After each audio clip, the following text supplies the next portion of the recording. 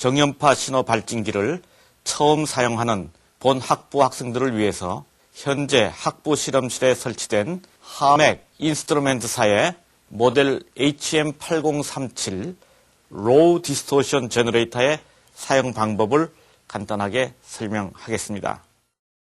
이 발진기를 특별히 로우 디스토션 제너레이터라고 명명한 것은 이 발진기의 출력 신호 파형이 타 발진기의 것에 비해 순수한 정연파에 가깝다는 점을 강조한 것입니다.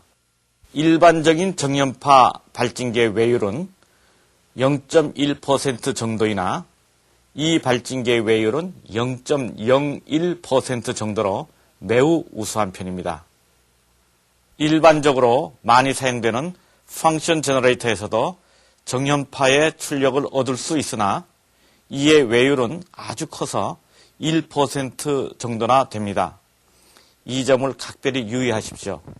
특히 순수 정연파가 필요한 증폭기의 특성 조사 실험에서는 절대로 펑션 제너레이터를 사용하지 마십시오. 이 정연파 신호 발생기는 신호 전압 발생부와 출력 전압 제어부로 구성이 됩니다. 지금 전원 스위치를 언시키면 주파수 표시기가 켜지면서 이 발진기는 동작을 시작합니다. 발진 주파수는 레인지 선택자와 연속 가변자, 즉 베리어블로 설정시킬 수 있습니다. 주파수 레인지는 4단계로 구성되어 있습니다.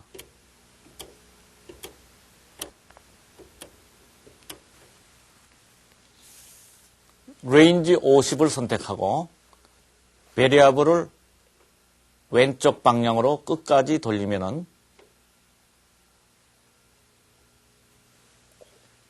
5Hz의 주파수가 발생됩니다.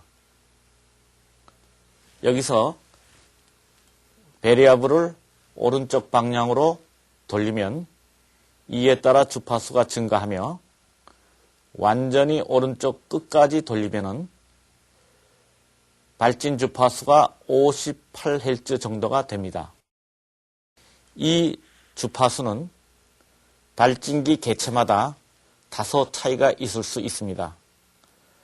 따라서 이 수치에 너무 개의치 마십시오. 55Hz 정도면 문제 없습니다. 레인지 500을 선택하면 발진 주파수 50에서 500Hz까지를 얻을 수 있고 레인지 5K를 선택하면 500Hz에서 5kHz까지 레인지 50K를 선택하면 5kHz에서 50kHz까지의 주파수를 각각 발진시킬 수 있습니다. 레인지 50에서 베리어블로 10Hz를 만듭니다.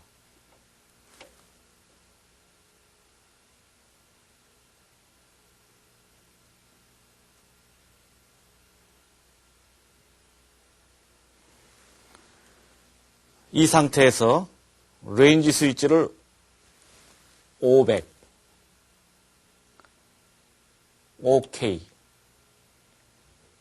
50K로 변환시키면 주파수는 10배, 100배, 1000배로 각각 올라감을 볼 수 있었습니다. 따라서 이 레인지 스위치는 주파수 10배수기임을 알 수 있습니다. 주파수 표시부는 3디지트로 구성되고 오른쪽에 단위 표시기가 붙어 있습니다. 이 3디지트 중에서 마지막 숫자가 플러스 마이너스 1이 변동이 일어나고 있는데 이것은 디지털 카운터의 고유 오차이기 때문에 개의치 마십시오. 이 발진기에는 2가지 출력 단자가 마련되어 있습니다. 아웃풋 단자와 싱크 아웃풋 단자입니다. 아웃풋 단자의 출력 전압은 단계적 감쇄기와 연속 가변자로 폭넓게 변화시킬 수가 있습니다. 이 단계적 감쇄기를 모두 나오게 설정한 이후에 연속 가변자를 왼쪽 끝까지 돌리면은 이때 출력 전압은 무부하 시 약 0.7V 픽 투 피크가 됩니다. 여기서 연속 가변자를 오른쪽으로 끝까지 돌리면은 이 아웃풋 전압은 무부하 시 약 10V 픽 투 피크가 됩니다. 이 값이 이 발진기의 최대 출력 값입니다. 무부하 상태라 함은 이 출력 전압을 측정할 때 그 측정기로 전류가 흐르지 않는 상태를 뜻합니다. 즉 출력 단자에 부하가 걸리지 않은 개방되어 있는 상태를 말합니다. 이 경우의 전압을 오픈 서킷 볼테이지라고 합니다. 여기서 CKT는 서킷의 약자가 되겠습니다. 이 아웃풋 단자의 내부 임피던스는 600ohm입니다. 따라서 이 출력 전압을 600ohm 저항에 공급하면은 그때 출력 전압은 무부하 시의 꼭 반이 됩니다. 이렇게 정해진 출력 전압을 두 개의 감쇄기를 사용하여 20dB, 또 20dB, 총 40dB를 감소시킬 수 있습니다. 전압에서 마이너스 20dB는 10분의 1, 마이너스 40dB는 100분의 1에 각각 해당됩니다. 이 싱크 아웃풋 신호도 이 아웃풋 신호와 똑같은 정연파 신호입니다. 그러나 이의 출력 전압은 무부하 시 약 2V 픽 투 피크로 고정되어 있습니다.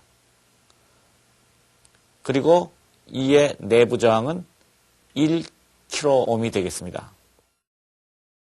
이 싱크 아웃풋의 신호는 주로 오실로스코프의 외부 트리거용이나 다른 발진기의 동기용으로 사용됩니다. 이에 대한 것은 오실로스코프 사용 방법에서 다시 설명하겠습니다. 지금 설명한 이 출력 전압의 변화를 실제로 오실로스코프로 보면서 다시 한번 설명하겠습니다. 지금 이 정연파 발진기 위에 오실로스코프가 마련되어 있습니다.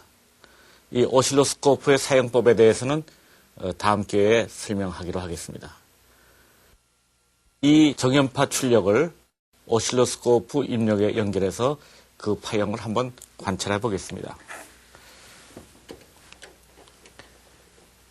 전용의 BNC 케이블을 이용해서 좀 연결을 하고 있습니다. 연결을 했을 때 정연파가 나타났습니다. 지금은 최대의 출력으로 조정되어 있습니다. 지금 이 오실로스코프 수직 한 칸의 전압은 2V입니다. 따라서 지금 대충 피크에서 피크까지 약 10V 정도가 되겠습니다. 여기서 연속 가변자를 왼쪽 방향으로 돌리면 전압이 점차 줄어들음을 볼 수 있습니다.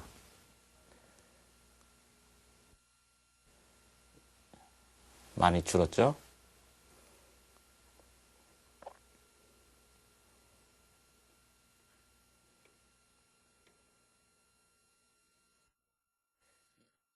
이렇게 제일 작게 설정한 후에 이 파형을 좀 더 키워 보겠습니다. 그러면 다시 좀 커지게 표현됐습니다.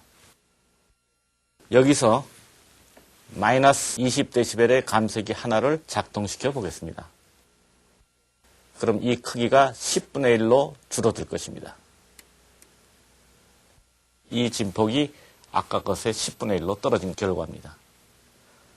그럼 이것을 다시 또 키워놓고 다시 마이너스 20dB의 버튼을 누릅니다. 그러면 또다시 10분의 1로 감쇄됨을 알 수 있습니다. 이 상태가 이 발진기가 낼 수 있는 가장 작은 출력 전압이 되겠습니다. 이의 출력 전압을 한번 재보면은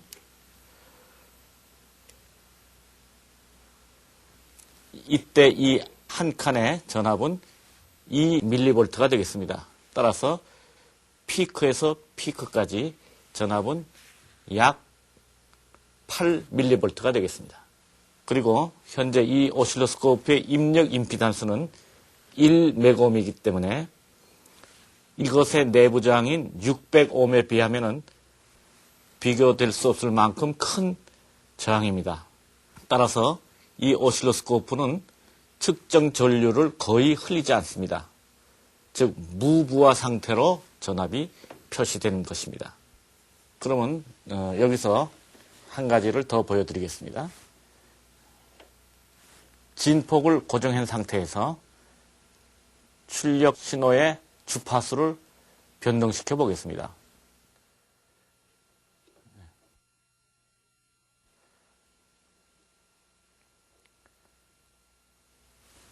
레인지를 변화시켜 보겠습니다. 그런데 레인지를 변화시킬 때 진폭이 진동함을 볼 수 있었습니다. 다시 한번 보십시오.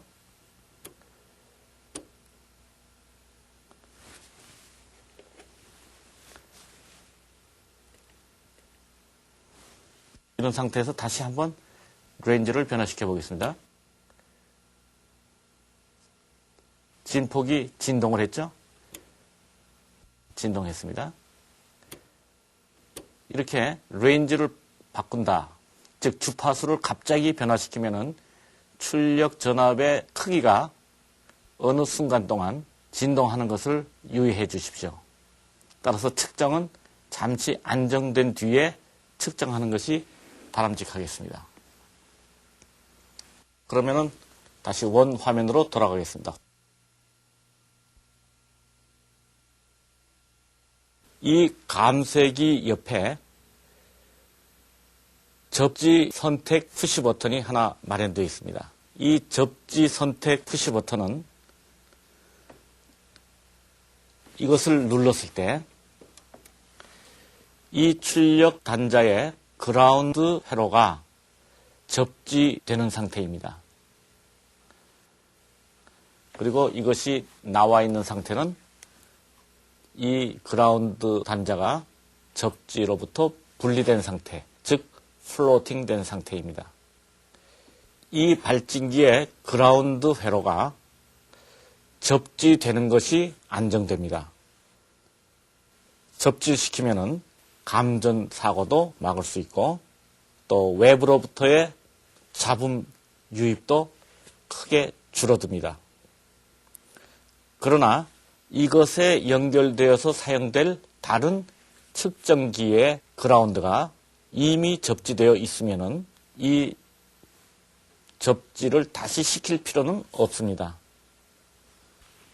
이 손잡이는 이 발진기 마주를 본체에서 분리시킬 때 잡아당길 수 있게 만든 것입니다. 그런데 여기서 또 한 가지 주의할 사항이 있습니다. 이 마줄의 전원 스위치는 옆 마줄과 공통으로 사용하고 있는 전원 스위치입니다. 전원이 켜져 있는 상태에서 무심코 이 마줄을 뽑는 수가 있습니다.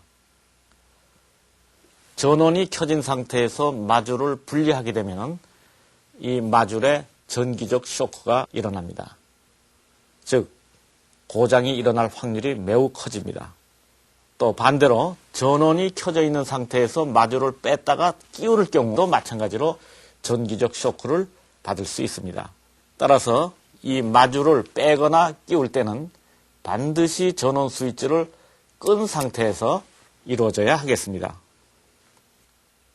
이상으로 발진기의 사용 방법 설명을 모두 마칩니다. 감사합니다.